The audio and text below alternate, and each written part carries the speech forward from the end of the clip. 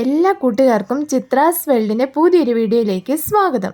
ഇന്ന് ഞാൻ നിങ്ങളെ കൂട്ടിക്കൊണ്ടു പോകുന്നത് ഗോകർണത്തിലെ മഹാബലേശ്വര ക്ഷേത്രത്തിലേക്കാണ്.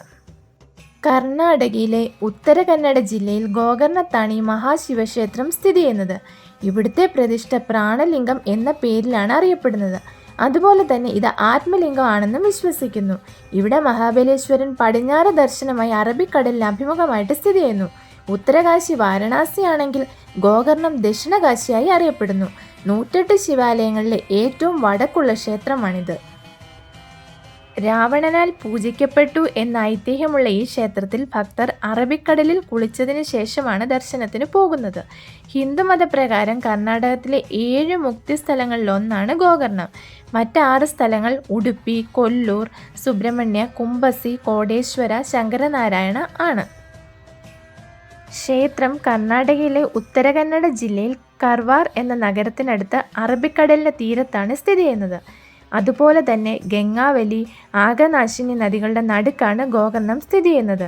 കൊച്ചി മുതൽ മുംബൈ വരെയുള്ള ദേശീയപാത 66 ക്ഷേത്രത്തിനടുത്തുകൂടിയാണ് കടന്നു പോകുന്നത്.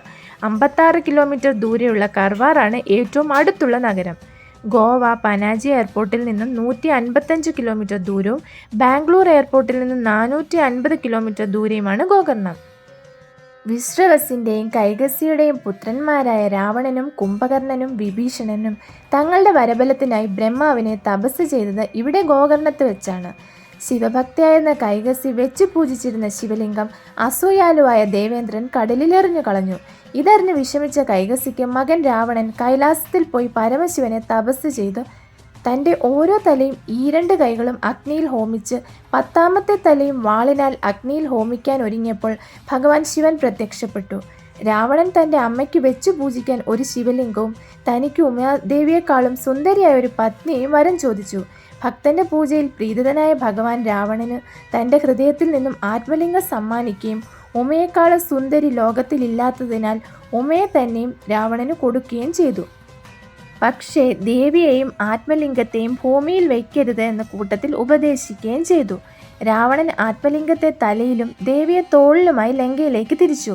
ദേവിക്കൊപ്പം ശിവഭൂതഗണങ്ങളും കൂടെ അനുഗമിച്ചിരുന്നു. ഭഗവാന്റെ ആവശ്യപ്രകാരം മഹാവിഷ്ണു ഗോകർണത്ത് വെച്ച് ബ്രഹ്മണ രൂപത്തിൽ രാവണനെ കാണുകയും തോളിൽ ഒരു സ്ത്രീയെ കൊണ്ടുപോകുന്നത് അന്വേഷിച്ച് അറിയുകയും ചെയ്തു. രാവണൻ കഥകൾ പറഞ്ഞത് കേട്ട് ബ്രാഹ്മണൻ ചിരിക്കാൻ തുടങ്ങി. ഇതാണോ സുന്ദരി എന്ന് ചോദിച്ച് രാവണൻ നോക്കുമ്പോൾ കരിനീല നിറത്തിൽ ഒരു ഭീകര രൂപമുള്ള സ്ത്രീയായാണ് ഉമാദേവിയെ കണ്ടത്. ദേവിയെ അവിടെ ഉപേക്ഷിച്ച് ആത്മലിംഗവുമായി മുന്നോട്ട് പോകുമ്പോൾ ദേവേന്ദ്ര ഉപദേശത്താൽ ഗണപതി ബ്രാഹ്മണ രൂപത്തിൽ ഗോക്കളെ മേച്ചുകൊണ്ട് എതിരെ വന്നു.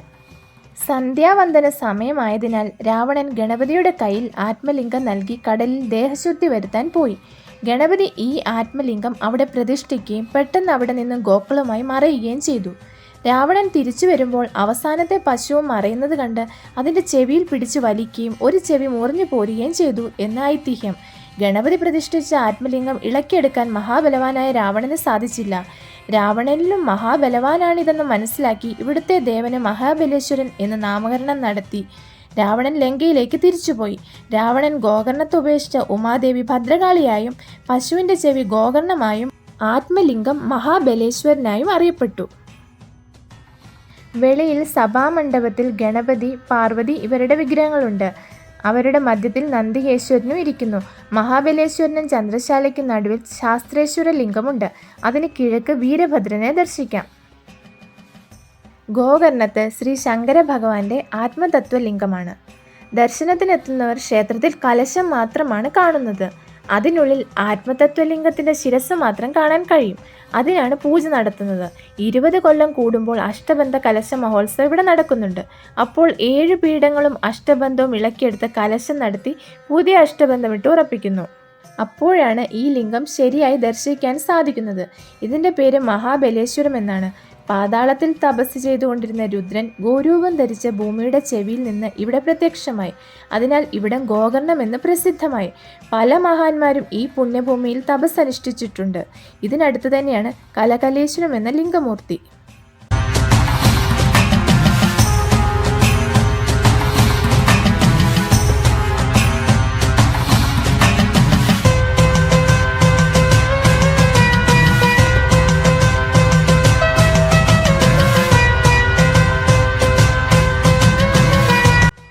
എല്ലാ ദിവസവും രാവിലെ 6 മുതൽ ഉച്ചയ്ക്ക് 12:30 വരെയും വൈകിട്ട് 5 മുതൽ 8 വരെയും ക്ഷേത്രത്തിൽ ദർശനം നടത്താം.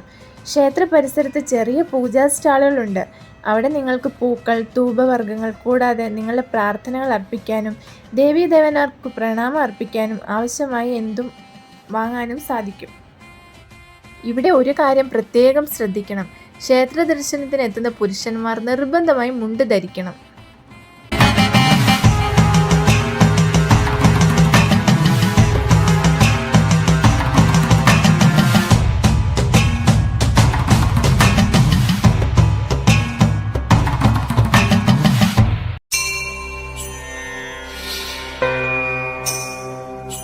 സിദ്ധിവിനായകനാണ് ഇവിടുത്തെ ഗണപതി പ്രതിഷ്ഠ.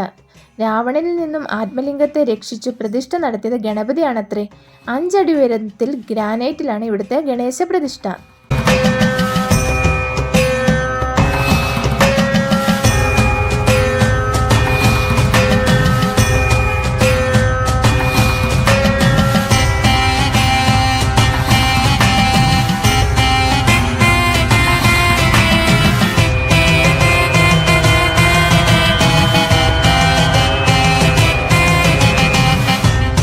ശിവരാത്രി ഇവിടുത്തെ പ്രധാന ഉത്സവങ്ങളിൽ ഒന്നാണ്.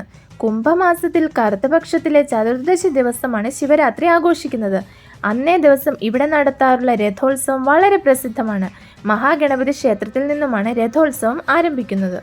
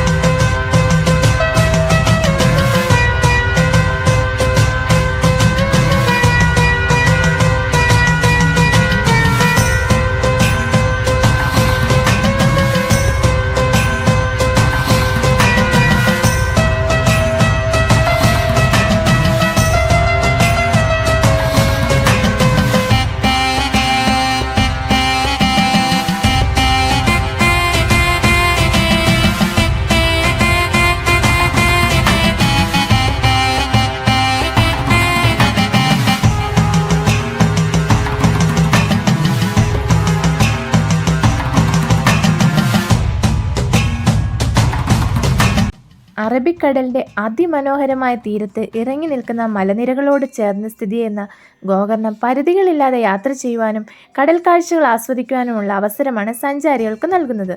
ഗോവയിലെ ബീച്ചുകൾക്ക് പകരം വയ്ക്കുവാൻ സാധിക്കുന്ന ഇടമായതിനാൽ വളരെ കുറച്ചു കാലം കൊണ്ട് സ്വദേശികളുടെയും വിദേശികളുടെയും പ്രിയപ്പെട്ട ഇടമായി ഗോകർണം മാറിയിട്ടുണ്ട്.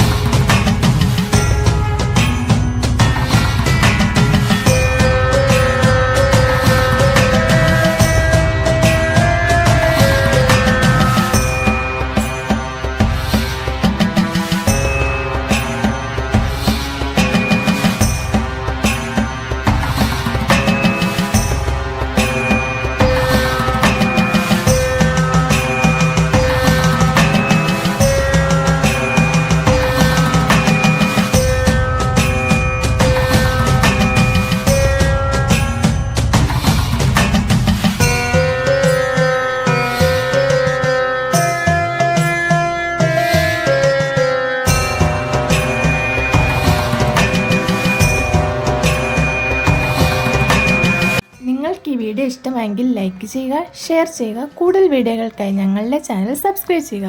പുതിയൊരു വീഡിയോയുമായി നമുക്ക് വീണ്ടും കാണാം.